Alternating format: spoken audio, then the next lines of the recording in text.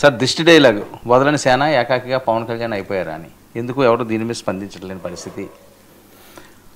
నిజంగా ఎవరన్నా మాట్లాడారా? తెలుగుదేశం వాళ్ళు తెలంగాణలో కానీ ఆంధ్రప్రదేశ్లో కానీ చంద్రబాబు నాయుడు గారు ఆఖరికి పవన్ కళ్యాణ్ గారు కూడా మాట్లాడారు. తన మీద ఇంత దుమారం రేగుతుంటే తన మాటల కారణంగా రెండు రాష్ట్రాల మధ్య ఒక చిచ్చుగా మారే అవకాశం కనిపిస్తూ ఉంటే ఎందుకు ఆయన పెద్ద మౌనం వహిస్తున్నారు? పవన్ కళ్యాణ్ తరఫున జనసేన ఒక అధికారిక ప్రకటన అది కూడా ప్రకటన కాదు, సమర్థన తప్ప సర్దుబాటుకు ఎందుకు సిద్ధపడడం లేదు? రెండోది, తెలంగాణ వాళ్ళని అన్నారా లేదా అనే విషయం పక్కన పెడితే కోనసీమను చూసి దిష్టి పడుతున్నారు అనే మాట అయితే ఆయన అన్నారు. జనసేన వాళ్ళు ఇచ్చిన అధికారిక వివరణ ప్రకారం చూస్తే కూడా ఆయన ప్రత్యేకించి ఇలా అనలేదు, ఇతర ప్రాంతాలు అనేక మంది ఏదో ఇదయ్యేవాళ్ళు అని ఆయన అన్నారని. అసలు దిష్టి తగులుతుంది అని ఒక ఉప ముఖ్యమంత్రి గారు మాట్లాడొచ్చా? ఒకరి సినిమా ఫెయిల్ అయితే దిష్టి తగిలిందని, ఒక సినిమాకు బాగా డబ్బులు వస్తే ఏదో ఇట్లా మాట్లాడతామా మనము అసలు?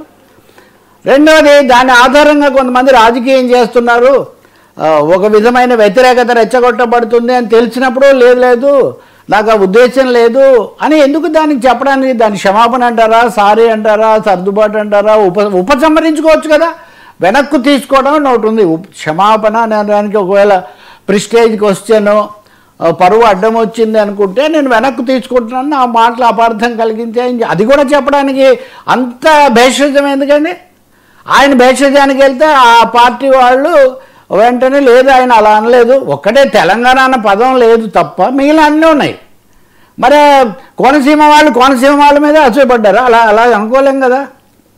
లేదు ఇప్పుడు ఆంధ్ర రాష్ట్రంలో ఉన్న 3 ప్రాంతాల వాళ్ళు వేరే వాళ్ళు వచ్చి పడ్డారని చెప్తే అది కూడా కష్టమే కదా. కాబట్టి దీనికి ఒకే ఒక ఉత్తమమైన పరిష్కారం ఏంటంటే, నేను అలా నా మాటలు అపార్థం కలిగించాయి కాబట్టి నేను వాటిని వెనక్కు తీసుకుంటున్నాను అని సూటిగా ఒక మాట చెప్తే సరిపోతుంది. రెండవది, ఈ దిష్టి ఇట్లాంటి వాటి మీద నమ్మకం లేదు. నేను నిన్న కూడా చెప్పేదాన్ని, ఇంకెవరో కూడా చెప్తున్నారు, ఇప్పుడు చేతబడులు వీళ్ళ వల్లే అనారోగ్యాలు వచ్చాయి, వీళ్ళ వల్లే పిల్లలు ఇది పంటలు పోయాయి, ఇట్లాంటివన్నీ అనేక మందిని కొట్టి చంపిన లాంటి ఉదాహరణలు కూడా ఉన్నాయి. అటువంటిప్పుడు మనం ఆ మూఢనమ్మకాలను పెంచే విధంగా ఎందుకు మాట్లాడాలి? దాన్ని కూడా ఆ కోణంలో కూడా దాన్ని తీసుకోవాల్సిన అవసరం ఉంది కదా. మూడవది, ముఖ్యమంత్రి గారికి ప్రభుత్వానికి బాధ్యత లేదా? ప్రభుత్వం తరఫున ఎవరు మాట్లాడరా దీని మీద? కూటమి తరఫున ఎవరు మాట్లాడరా?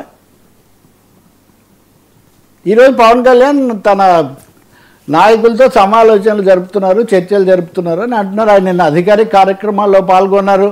స్టార్టప్లను ప్రోత్సహించాలి, మనం దేశీయ దానికి కూడా మోదీ గారు చెప్పిన make in India, made in India ఇవి రెండు విరుద్ధమైనవి, దీన్ని మనం అనుసరించాలి, ఇవన్నీ చెప్పారు. ఇన్ని మాట్లాడిన మనిషికి తను మాట్లాడినటువంటి ఒక మాట ఎవరో వక్రీకరించే అవకాశం ఇచ్చింది మీరు కదా. సో వక్రీకరించడం అంటే సృష్టించలేదు కదా. కాబట్టి తప్పనిసరిగా ఇప్పుడు ఏమైంది, కాంగ్రెస్ వాళ్ళు గట్టిగా మాట్లాడేసరికి బీఆర్ఎస్ వాళ్ళు కొంచెం మళ్ళీ ఇలా వెళ్తే మంచిదే, అలా వెళ్తే మంచిదే అని వాళ్ళు మళ్ళీ అడిపోతున్నారు. ఇక్కడ అసలు 2 ప్రాంతాల మధ్య, 2 రాష్ట్రాల మధ్య, ప్రజల మధ్య ఇటువంటివి రావడం మంచిది కాదు, అశాస్త్రీయమైన విషయాలు మాట్లాడడం మంచిది కాదు. అది కూడా అధికార హోదాలో ఉండి నాకు అట్లాంటి నమ్మకాలు లేవు అని చెప్పే బదులు ఆ దిష్టి కాదు ఈ దిష్టి. జనసేన ఇచ్చిన వివరణ ఏమంటే దిష్టినే, దిష్టి థియరీ నుంచి వాళ్ళ వెనక్కి పోలే అన్నాడని వాళ్ళు కూడా అది కూడా పొరపాటే కదండి, అది కూడా పొరపాటే కదా. అది ఒక పంట ఎక్కడో కొబ్బరి కింద నుంచి మనిషి చూపు అక్కడికి వెళ్ళి దానికి దిష్టి తగిలింది అని మనం చెప్పేటైతే ఇంకా అది ఎలా కుదురుతుంది చెప్పండి. కాబట్టి అయితే ఇప్పుడు ఉదాహరణగా ఆయన చేయకపోయేసరికి రానివ్వము, సినిమాలు ఆడనివ్వము, చిరంజీవి లేకపోతే మిమ్మల్ని ఎవరు చూస్తారు, లేకపోతే మీరంతా ప్రోటోకాల్ ప్యాకేజీ 3 పీస్ థియరీ ఇట్లా ప్రత్యర్థులు ఒకవైపున దాడి చేస్తుంటే రెండో వైపున అసలు ఈ పదవిలో ఉండేవాళ్ళు అలా మాట్లాడకూడదు, మీకు అర్హతే లేదా పదవిలో ఉండడానికని సిపిఐ నారాయణ ఆయన ఒక వ్యాఖ్య చేశారు. తప్పకుండా ఇలాంటి చాలా వ్యాఖ్యలు వీటన్నిటికీ విమర్శలకు అవకాశం ఇచ్చింది ఎవరు?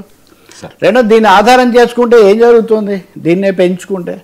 కాబట్టి ఐ థింక్ పవన్ కళ్యాణ్ విఘ్నత చూపించి దీన్ని వాస్తవిక దృష్టితో పూర్తిగా ఉపసంహరించుకోవడం, నేను అలాంటివి కాదు ఏదో మాట వచ్చింది అన్న పద్ధతిలో చెప్తే చాలా ఉత్తమంగా ఉంటుంది. అలా కాకుండా దీన్ని సాగదీసుకుంటే మటుకు దీని మీద రాజకీయాలు చేసేవాళ్ళు పోస్తారు. పాలక పార్టీలకు నదీ జలాల భాషణ ఉద్యోగాల ఏం అనవసరం వాళ్ళకు. దాని మీద ప్రజల మధ్య కాస్త రాజకీయం చేస్తే ప్రయోజనం కలుగుతుందంటే అది చేస్తారు. అలా చేసి ఉండకూడదు. అసలు అనడమే ఒక పొరపాటు, అన్నవి దిద్దుకోకపోవడం ఇంకా పెద్ద పొరపాటు.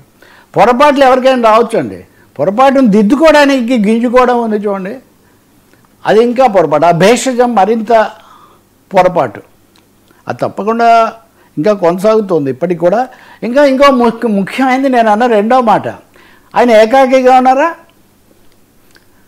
ఎవ్వరు ఒక్కరైనా చిరంజీవి గారితో సహా ఎవరైనా కానీ సమర్థనగా ఈ సమయంలో ఒక్కరైనా అన్నారా?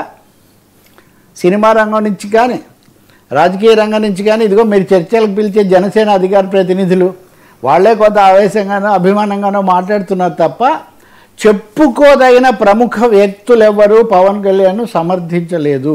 He's in an indefensible position. ఎవరు సమర్థించలేని ఒక పరిస్థితిని తానే తెచ్చుకున్నారు. ఒక మాట నేను వెనక్కి తీసుకుంటున్నానంటే అయిపోతుంది కదా. ఇంకా అందరూ మళ్ళీ సరే ఏదో అన్నారు మారాడు అంటారు.